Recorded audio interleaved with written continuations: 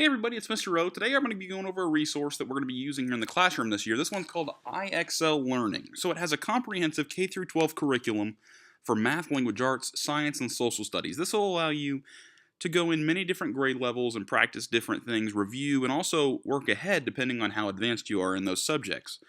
It's trusted by parents and educators. 1 in 9 U.S. students today are using IXL in order to enhance their learning, so it's a really widely adopted tool that has proven to work with over 30 billion answers that have been correctly given for the questions that they're providing here. So in addition to that, on my end, it gives a personalized learning experience with diagnostics, analytics, recommendations, and then awards. So as you continue to progress, it'll give me diagnostics as to what it is as a teacher I need to improve on and what I need to focus more on, and it'll give you awards and feedback as to what it is as an individual you can look more into.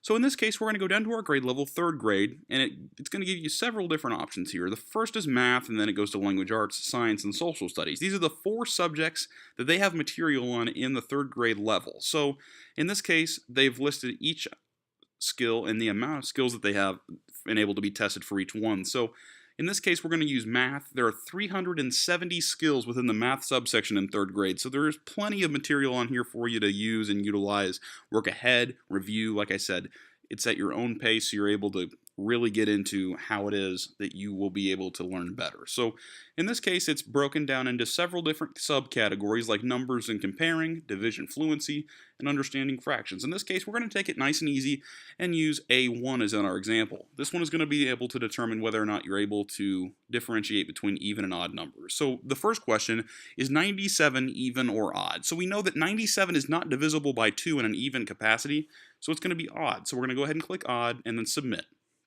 It's going to give you a positive feedback, and then over here it's going to count your score, 1 correct answer, and then your SMART score out of 100, you're at 10 because you're working towards 100. As you miss problems, we'll purposely miss this one to show you what happens when you get it wrong. So we got 10 on that first one, so then it goes 60, 62, 64, and obviously the next answer is 66, but we're going to type in 23 just to show what happens when you get a wrong answer. So it's going to tell you that you've incorrectly answered and then give you an explanation as to why it is you're wrong. You can see here it's subtracted 1 point from our score, so we're going to have to get that much more right in order to get to 100. It's not based out of a certain amount of questions, it's based out of how many questions you need to answer in order to get to 100, which is mastery of this subject. So we're going to continue. Which even number comes right before 56? So that's going to be 54, so we're going to go ahead and type that in.